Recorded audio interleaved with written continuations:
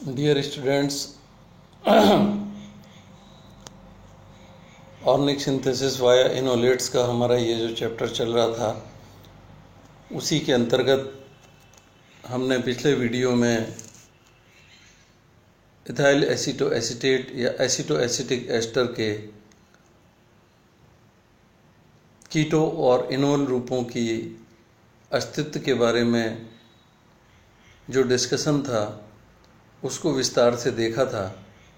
हमने देखा था कि एथिल एसीटो एसीटेट या एसीटो एसिटिक एस्टर कीटो रूप की भी चरित्रगत अपक्रियाएं देता है और इनोल रूप की भी चरित्रगत अपक्रियाएं देता है। यदि ये दोनों रूप वास्तव में उपस्थित हैं तो फिर इनका पृथक्करण भी किया जा सकना संभव होना चाहिए, और इनके पृथक करने की जो विधियां थी उसका डिस्कशन है वो पिछले वीडियो में आरंभ किया था, जिसके अंतर्गत पहली जो विधि मैंने डिस्कस की थी वो थी प्रभाजी आसवन द्वारा। जैसा कि हम जानते हैं कि जो प्रभाजी आसवन है वो इस तथ्य पर आधारित है कि हम किसी मिश्रण को, यहाँ पर कीटो और इनोल रूपों के मिश्रण के बारे में बात हो रही है, हम किसी मिश्रण को जब गर्म करते हैं तो जो अधिक वाष्पशील प्रभाज होता है, अधिक वाष्पशील प्रभाज से तात्पर्य है जिसका बॉइलिंग पॉइंट कम होगा, अर्थात जिसका बॉइलिंग पॉइंट कम है वो आसवन करने पर पहले कलेक्ट होकर आ जाएगा, और जिसका बॉइलिंग पॉइंट ज़्यादा है अर्थात जो कम वाष्पशील है वो बाद में कलेक्ट होगा। इस प्रकार से प्रभाजी आसवन दो मिश्रित जो द्रव हैं उनको पृथक करने की एक अच्छी सी विधि है।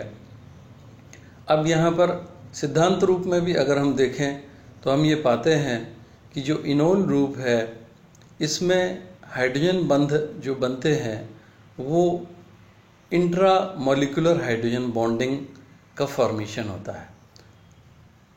इंट्रा मॉलिक्यूलर हाइड्रोजन बॉन्डिंग से हमारा तात्पर्य क्या है कि जो हाइड्रोजन बंध बन रहे हैं वो विद इन दी मॉलिक्यूल बन रहे हैं, अर्थात अणु के अंदर ही दो ग्रुप ऐसे हैं जिनमें हाइड्रोजन बंध का फॉर्मेशन हो रहा है।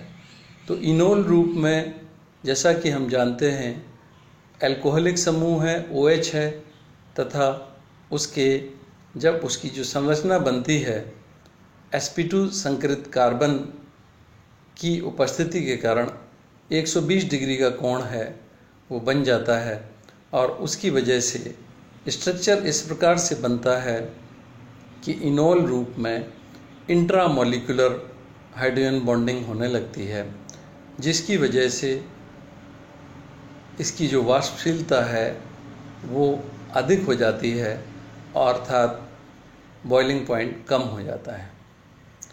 मैंने पिछले वीडियो में ये भी डिस्कस किया था कि प्रभाजी आसवन की ये जो विधि है ये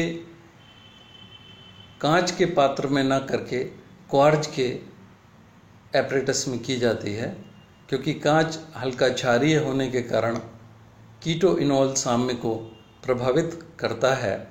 आगे हम देखेंगे जब हम inter conversion of keto form to enol form study करेंगे तो हम वहाँ पर पाएंगे कि क्षारीय माध्यम में जो कीटो रूप है वो इनोल रूप की ओर परिवर्तित होने लगता है, अर्थात हम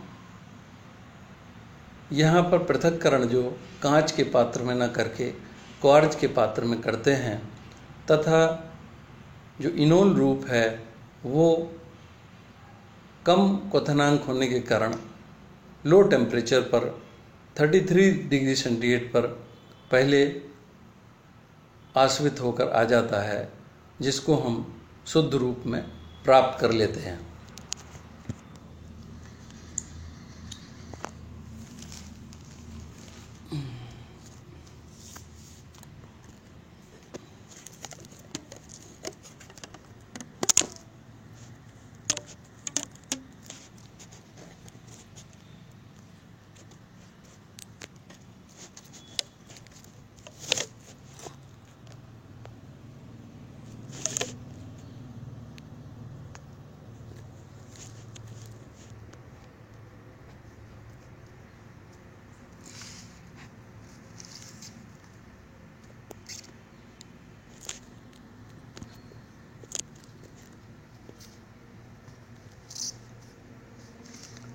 ये प्रभाजी आचमन की विधि है जिसके अंतर्गत हम देख रहे हैं कि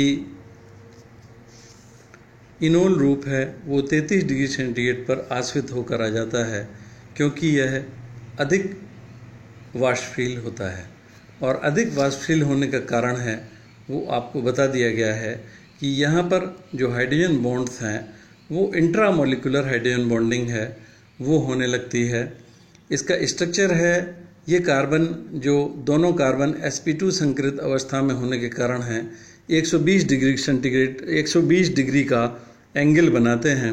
और 120 डिग्री का एंगल बनाने के कारण ये जो OH का ये जो हाइड्रोजन है और ये हाइड्रोजन है और जो पास में जो कीटोनिक समूह है उसका ऑक्सीजन है वो एक दूसरे के नज़दीक आ जाते हैं, जिसके फलस्वरूप इंट्रामोलिकुलर हाइड्रोजन बॉन्ड बनने लगता है। वैसे जो इनोल रूप है उसकी ये संरचना है। यहाँ पर इनोल रूप में CH3 COH double bond CH CO C2H5 है। और जब इसकी वास्तविक संरचना में हमने बॉन्ड एंगल्स को भी जब हम ध्यान में देते हैं तो हम इसको इस प्रकार से देखते हैं कि ये जो रूप है वो जो है इस प्रकार से अंतराणुक हाइड्रोजन बंध बना लेते हैं, जिसके कारण इसका बॉइलिंग पॉइंट है वो कम हो जाता है। अंतराणुक हाइड्रोजन बंध है वो अधिक बॉइलिंग पॉइंट के लिए जिम्मेवार होते हैं, जबकि अंतराणुक हाइड्रोजन बंध है कम बॉइलिंग पॉइंट के लिए जिम्मेवार होते हैं। तो कम बॉइलिंग पॉइंट होने पर 33 डिग्री सेंटीग्रेड पर इसका जो इनोल रूप है वो पृथक होकर आ जाता है और बाकी जो शेष रह जाता है वो क्वार्च में कीटो रूप है वो क्वार्च के फ्लास्क में है वो शेष रह जाता है तथा उच्च ताप पर आश्रित होता है। तो इस प्रकार से हम कीटो और इनोल दोनों रूपों को आसानी से पृथक कर लेते हैं। दूसरी जो विधि है जो जिसके द्वारा हम पृथक कर सकते हैं वो नॉर की विधि कहलाती है। ये जो पहली विधि थी जो फ्रैक्शनल डिस्टिलेशन वाली विधि थी ये मेयर की विधि कहलाती है, तथा दूसरी विधि है ये जो नॉर की विधि कहलाती है जो फ्रैक्शनल क्रिस्टलाइजेशन पर आधारित है।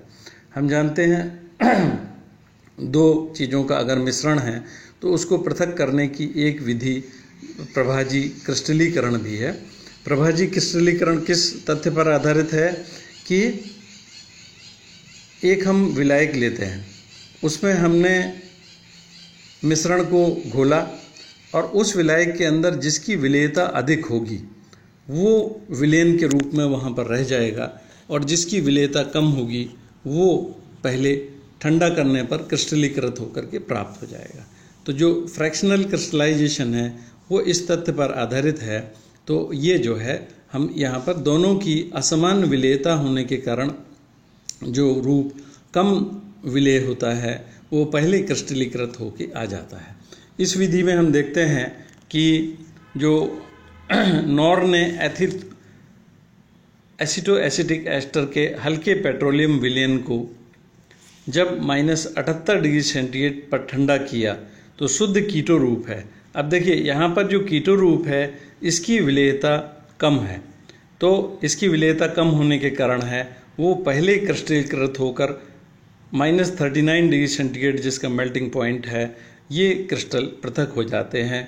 इससे क्या सिद्ध होता है कि कीटो रूप की विलेयता है वो पेट्रोलियम में कम है। पेट्रोलियम के विलयन में कीटो रूप की विलेयता है वो कम है, अर्थात ये जो है पहले इसके पृथक होकर जो है क्रिस्टल है वो अलग होकर आ जाते हैं। तो ये क्रिस्टल अलग हो गए कीटो रूप में। और इसकी क्या प्रमाण है कि ये कीटो रूप है? इसका प्रमाण ये है कि ये क्रिस्टल है सोडियम ब्रोमीन वाटर FeCl3 से कोई क्रिया नहीं करते हैं। इससे ये सिद्ध होता है कि यह शुद्ध कीटोनिक रूप है। तो इसका क्या प्रमाण है कि ये सोडियम, हमने देखा है कि सोडियम के साथ में कौन रिएक्ट करता है? सोडियम के साथ में इनोल रूप रिएक्ट करता है, ब्रोमीन के साथ भी इनोल रूप रिएक्ट करता है तथा फेरिक क्लोराइड के साथ भी इनोल रूप ही क्रिया करता है। तो कीटो रूप है वो जो पृथक हुआ है पहले प्रभाजी क्रिस्टलीकरण में, तो वो इन किसी भी रूपों के साथ में क्रिया नहीं दर्शाता है। इस प्रकार से ये सिद्ध होता है कि जो ये रूप हमारा पृथक हुआ है वो कीटो रूप है। नेक्स्ट अब हम देखते हैं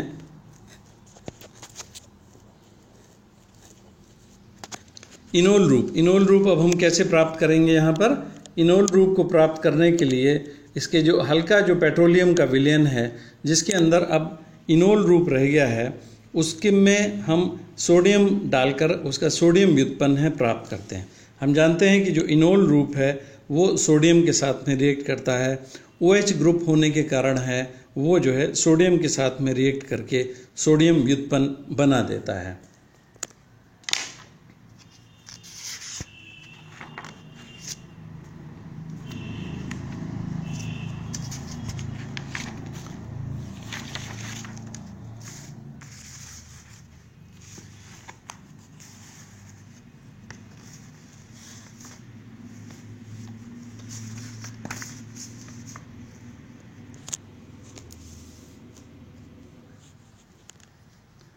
ये इस प्रकार से सोडियम विलयन है वो जो है हमारे लिए प्राप्त हो गया, और इसमें जो इसका स्ट्रक्चर बनेगा वो इस प्रकार से होगा कि ये जो सोडियम है वो जो है OH ग्रुप के साथ में रिएक्ट करके ONA में से कन्वर्ट कर देगा। CH3CONA double bond CHCOO C2H5 में ये इसको कन्वर्ट कर देगा।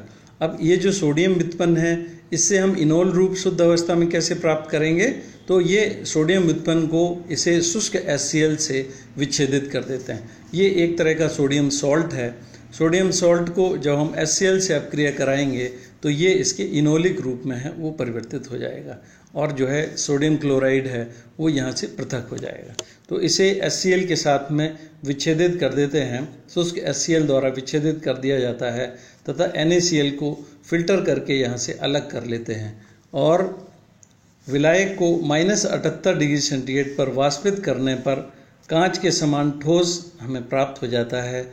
ये जो ठोस हमें प्राप्त हुआ है ये वास्तव में इसका इनोल रूप है।